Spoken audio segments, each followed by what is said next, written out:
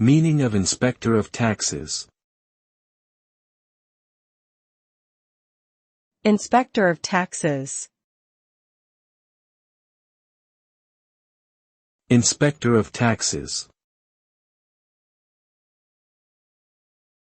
Inspector of Taxes.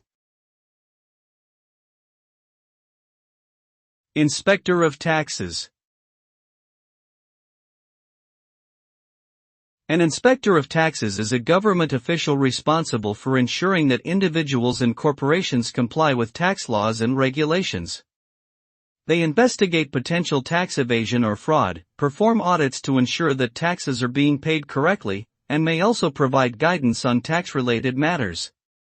Inspectors of taxes are typically employed by the National Revenue Agency and must have a strong understanding of tax codes and laws.